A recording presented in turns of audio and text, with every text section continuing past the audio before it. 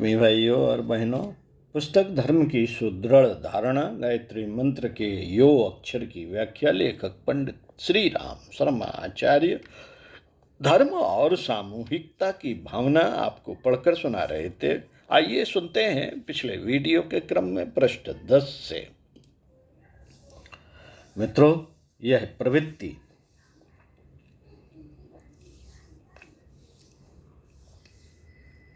कौन सी प्रवृत्ति? भौतिक लाभ की बात सोचते रहने से मनुष्य के स्वभाव में काम, क्रोध, लोभ, मोह, मद, मत्सरी, ईर्ष्या, द्वेष, असत्य, दंभ, आलस्य, चोरी, अनीति, निष्ठुरता आदि अनेकों बुराइयां पैदा हो जाती हैं।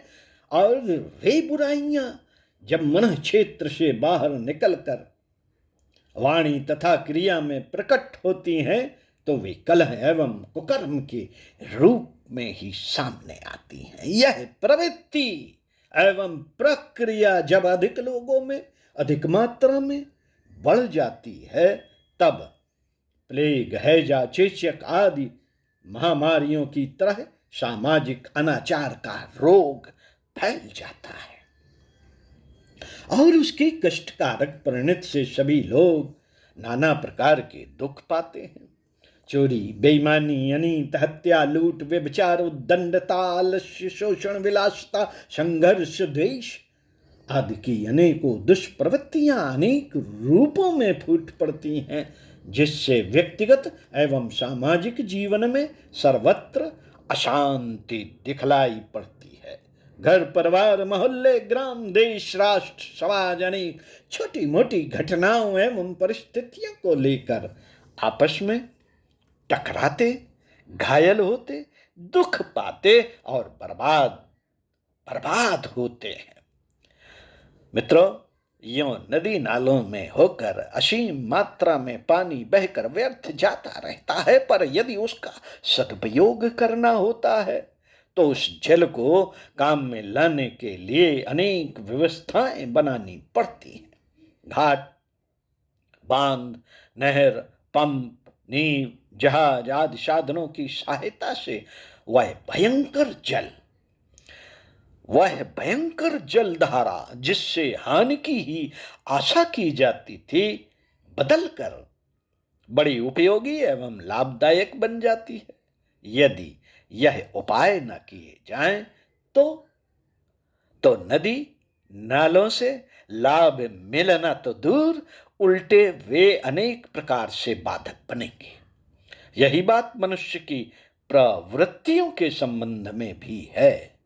उसके भीतर से जो असुरता, स्वार्थपरता हर घड़ी फूटती रहती है, उसे नियंत्रित करने के लिए घाट, बांध, नहर आदि की तरह नैतिक दैवी भावनाओं के नियंत्रण स्थापित करने पड़ते हैं।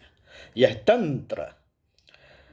तंत्र जब तक मजबूत रहता है, लोग दूसरे के प्रति अधिक उत्तम व्यवहार करते हैं, एक दूसरे के लिए त्याग और प्रेम का परिचय देते हैं, फलस्वरूप सबके मन प्रसन्न रहते हैं, सामाजिक सुव्यवस्था कायम रहती है और साथ ही भौतिक उन्नति के साधन भी बनते हैं। पर जब यह धर्मतंत्र शिथिल होने लगता है तब असुरता की प्रवृत्ति अंतरात्मा के भीतर सौम्य गति से काम करने वाली दैवी वृत्ति को परास्त करके अपनी प्रभुता स्थापित कर लेती है और इस पृथ्वी पर नरक के दृश्य उपस्थित हो जाते हैं। नरतनधारी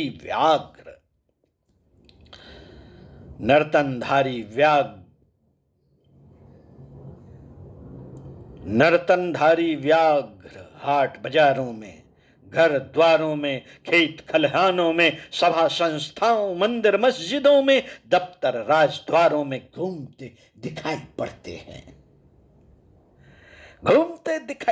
हैं। अपनी कुटिलता को छुपाने के लिए बातें बढ़ चढ़कर बनाते हैं, पर उनके कार्यों पर बारीक निगाहें डालते ही नाक को सड़ा देने वाली गंदगी उड़ती दिखाई पड़ती है। जब धर्मतंत्र अधिक अस्त व्यस्त हो जाता है तब उसकी मरम्मत करने के लिए बड़े देवदूतों, अवतारों, पैगंबरों, महापुरुषों के रूप में अत्यंत प्रभावशाली आत्माएं आती हैं और अपने महान व्यक्तित्व, प्रबल पुरुषार्थ एवं सत्पुरुषों के सहयोग से उस अव्यवस्था को रोककर पुनः उस देवत्व की, सामूहिकता की भावना को जन मन में प्रवाहित कर देने में सफलता प्राप्त करती है। पर यह तो उस समय की बात है जब दुर्घटना की घोर विपन्न स्थिति आ जाए।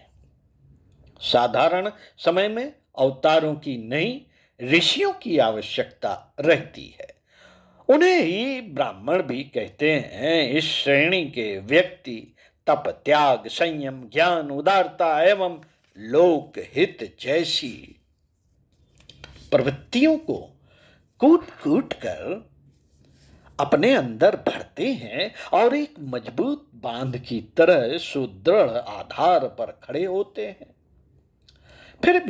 फिर वे एक वज्रशिला की भांति जनमानस की धारा को उचित दिशा में मोड़ने के लिए दृढ़ता पूर्वक अड़ जाते हैं। अपनी सीमित सामर्थ्य के अनुसार वे सीमित क्षेत्र चुनते हैं, पर उसी क्षेत्र में अपने श्रेष्ठ व्यक्तित्व, उच्च आदर्श एवं प्रचंड पुरुषार्थ द्वारा सहस्त्रों मनुष्यों के भीतर असुरता, स्वार्थपरता को घटाने एवं देवत्व, सामूहिकता को बढ़ाने में सफलता प्राप्त करते हैं।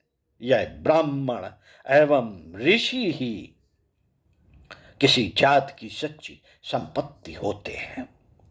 इनका मूल्य सोने की खानों एवं और रत्न राशियों से असंख्य गुना अधिक होता है। जिस देश में, जिस समाज में सच्चे ब्राह्मण पैदा करते रहने की प्रसव शक्ति होती है, उसकी विजय वैजयंती सदा दसों दिशाओं में फहराती रहती है। धर्मतंत्र का कलेवर। साथियों,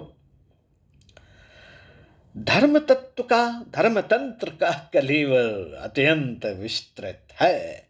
वेद, शास्त्र, दर्शन, स्मृति, पुराण आदि के सहस्त्रों ग्रंथ मौजूद हैं। जप, तप, संयम, ध्यान, साधन आदि के अनेक विधान है। तीर्थ यात्रा, ब्रह्म भोज, दान, पुण्य, कथा, कीर्तन, व्रत, उपवास, त्योहार, संस्कार आदि अनेक कर्मकांड हैं।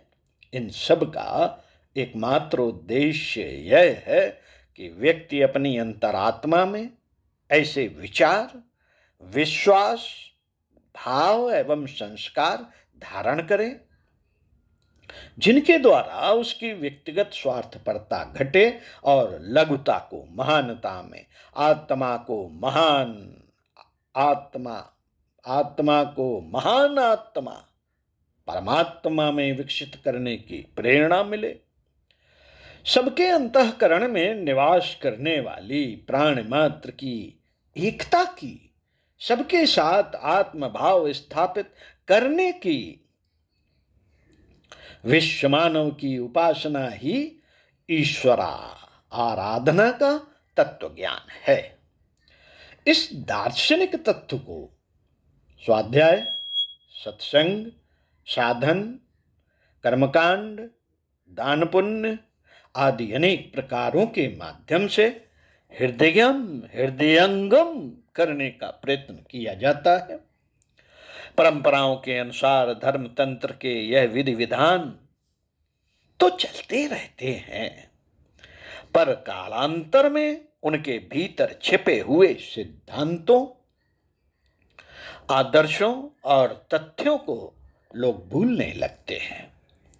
ब्राह्मणों ऋषियों का प्रधान कार्य इन उपचारों की सहायता से जन साधारण की अंतरात्मा में देवत्व की मनोवृत्ति को प्रदीप्त करना होता है।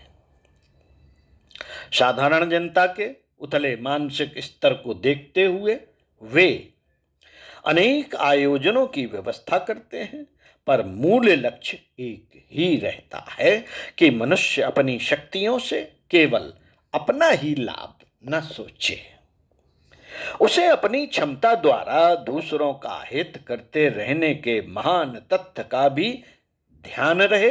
कम से कम दूसरों के अधिकारों का अनीतिपूर्वक हनन तो न करें। मनुष्यों की यह मनोवृत्ति जितनी ही प्रबल होती जाती है, उतनी ही सुख शांति की संभावना संसार में बढ़ती जाती है।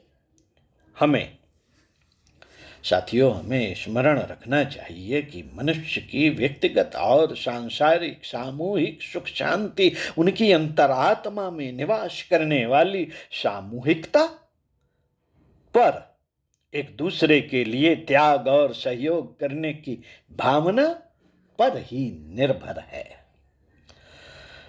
पाशविक वृत्ति स्वार्थपरता पर नियंत्रण स्थापित करना ही असंख्य प्रकार के कष्टों पर विजय प्राप्त करना है।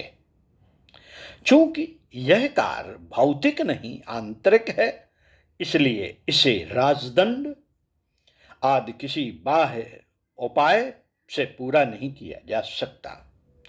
इसके लिए तो धर्मतंत्र ही सर्वश्रेष्ठ प्रक्रिया है। उसकी रक्षा के लिए सत्पुरुष अपना जीवन बलिदान करते हैं और इसी के लिए भगवान तक दौड़े आते हैं। हमें इस धर्मतंत्र पर विचार करना होगा और उसे सुव्यवस्थित करने के लिए मजबूत कदम उठाना होगा। तभी संसार की सुख शांति को स्थिर रखने वाली मनुष्य की एकमात्र दैवीय प्रवृत्ति सामाजिकता एवं सामूहिकता को सुव्यवस्थित रखा जा सकेगा। पंडित श्री राम शर्मा आचार्य। ओम शांति।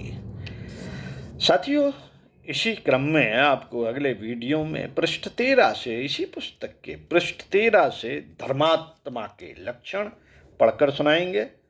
तो साथियों, स्वाध्याय सत्संग का क्रम बनाए रखते हुए चिंतन मनन भी करते रहिए।